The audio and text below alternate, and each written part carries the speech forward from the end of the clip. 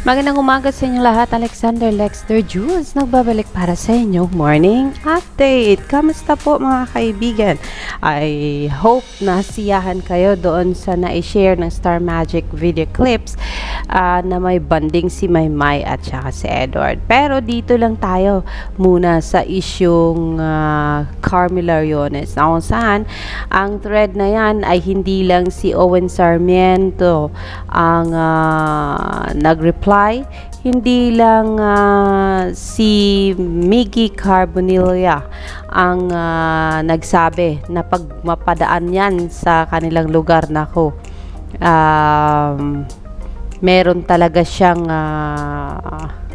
masasabing maramdamang kakaiba after. But then it was just I think a joke of Miggy Carbonilla or whatsoever.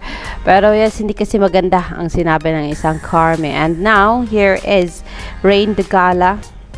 Ang sabi niya, sample ng utash na nakatira sa loob ng kuweba kasama ang Java at Neanderthal man. Ayun.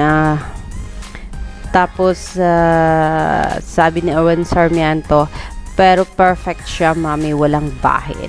Talagang may hinanakit din talaga ang reply ni Owen Sarmiento kay Reniel de Gala patungkol kay Carmela Riones, mga kaibigan. Kasi talagang sinasabi niya dito na kung makapanghusga itong si Carme ay parang napaka-perpekto ng buhay niya at kahit isang sandali ay hindi ito kahit minsan hindi ito nagkasala, hindi ito nakagawa ng mali, hindi ito nalugmok sa kinaroroonan dahilan sa mga problemang dumating sa buhay. Kung ganoon, Carme, nako, sa tingin ni Owen Sarmiento ay successful ka sa buhay kung bakit ganyan ang nai-post mo about Maymay Entrata. Pero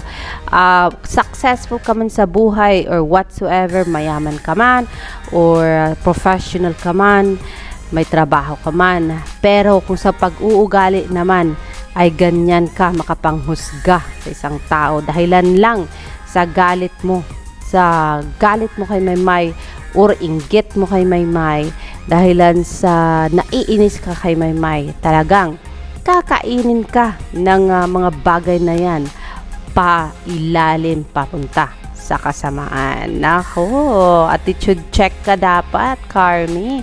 Kasi hindi lang iisa ang nagkomento sa'yo. Itong mga taong nagmamahal kay Maymay, talagang ipinapaalam sa'yo kung gaano sila nadismaya sa ipinost mo sa Twitter. Nako, isip-isip din pag may time, kapatid. Kasi once na ilabas mo yan at na-post mo yan sa social media, you will be the subject of criticism. Kaya yun na nga ang sinasabi ng golden rule.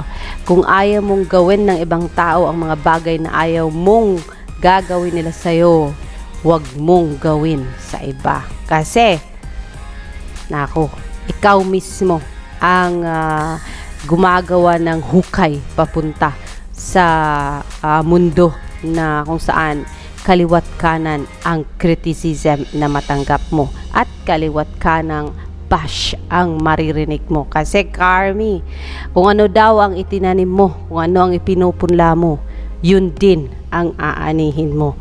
Kung kaya napakaswerte ni Maymay, nagpunla siya ng kabutihang asal, kabutihang loob, kagandahang ugali, positivity, loving others, respecting others, accepting everyone, mapasino man, showbiz personality man, o normal o yung common tao lang, yung kapareho natin na walang sinasabi sa buhay.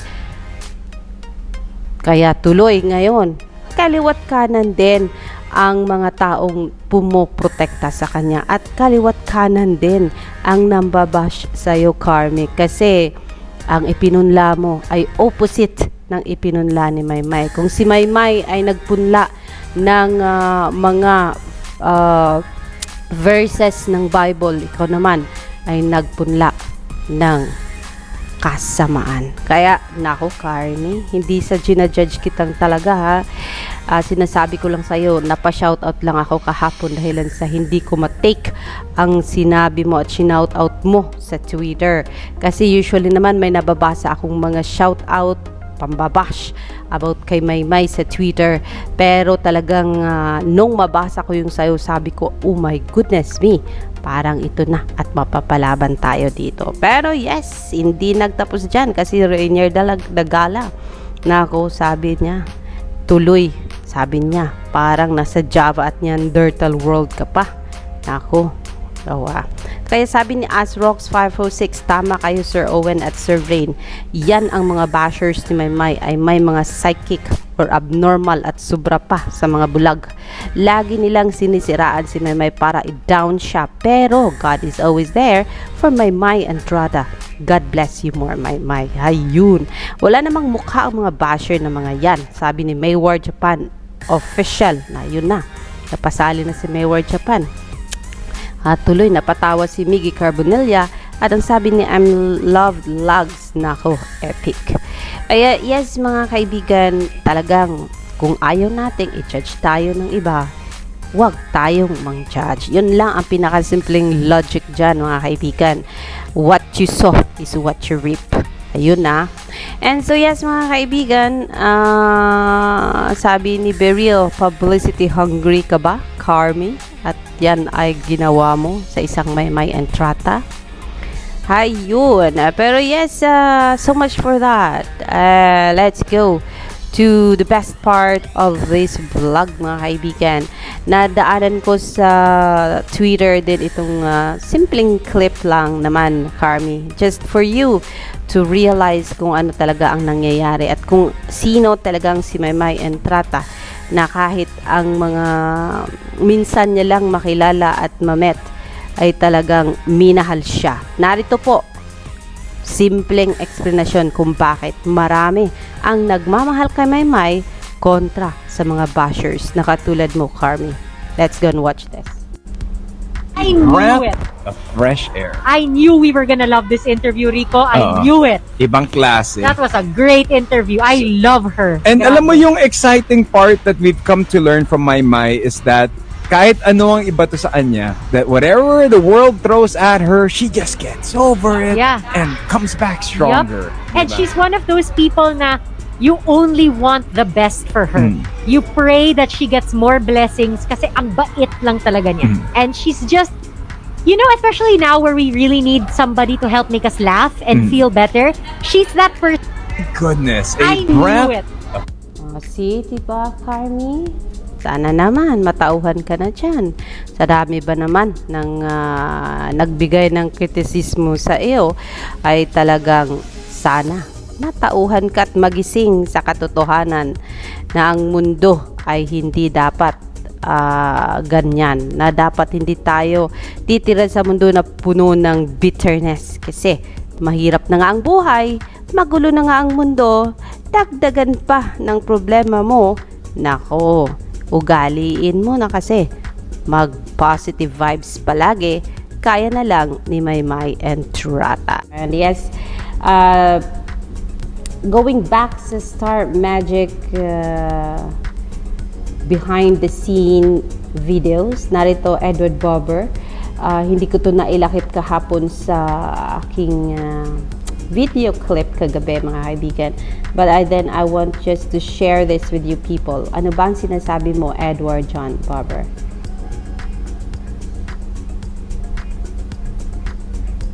To see the likes of Angela Ken, AC. My dream would be to see the likes of Angela Ken, AC, Jeremy G, Darren. So many of these artists that you see now, you got Sav, you got Maymay, you have so many of them. I want to be able to host something in the future and be able to introduce them, put them on stage, and really have that connection. Getting to see them years down the line when they've already conquered not just New York, but other countries all over the world. And remembering we started here. I want to see it on a global level now, on a big stage with not just Filipinos, but international fans as well. Yeah, I think naisali ko na to kagabi, but then hindi ko nabigyan ng diin. And I really appreciate that, Edward Bobber, yung naniniwala ka sa kakayanan ng isang Maymay Entrata, ng isang Sab, ng isang Janine Berdin, at marami pang iba ng mga performers ng Kapamilya Network. At sabi mo, you want to see them performing globally. And that is not just your dream, because me, of course, maraming mga Mayward Flyers and Solids dyan na gusto rin talagang makitang mag-perform si Maymay sa global stage. That is why they are asking Maymay to do vlogging all the time, if she have time, kung pwede mag-upload siya sa YouTube channel niya. And then gumawa siya ng maraming dance cover, and anything na pwedeng mas mapansin pa siya ng world through a YouTube channel ni Maymay. That would be great. Pero as of now, I think Maymay is so busy with her whatever, kung ano man ang mga engagement ni Maymay. I think she's still working doon sa Pwede Ba na single niya, na kinanta doon ng Victoria. At tapos meron pang yung sinasabing isang single pa and one album. Kaya yes, mga ka-Mayward, mga ka-Maymay Solids, let's get ready, kasi itong Slay digital cover ay isa pa lang yan, and there will be more projects for Maymay waiting for us. And then of course, we are not stopping to pray na sana ang acting project ni Maymay ay mapapasa kanya na soon. Let's just keep on praying for that, guys. Walang imposible, basta maniwala lang tayo at tiwala lang din tayo sa management na hindi nila pababayaan ng isang Marydel Maymay Entrata. And so yes, that is it for now, mga kaibigan. Halo-halong update on Maymay Entrata, Edward John Bobber, at of course, hindi para natin mabibitawan itong si Carmel Lariones dahilan sa mga glam team ni Maymay ay talagang ipinaglalaban si Maymay at talagang pinoprotektahan at ipinapakita nila yan sa mundo ng Twitter by sharing their thoughts about Carmel Lariones' tweet sa Twitter world. Alexander Lexter Jules, yan lang po muna ang ating update. Magandang umaga po sa inyong lahat.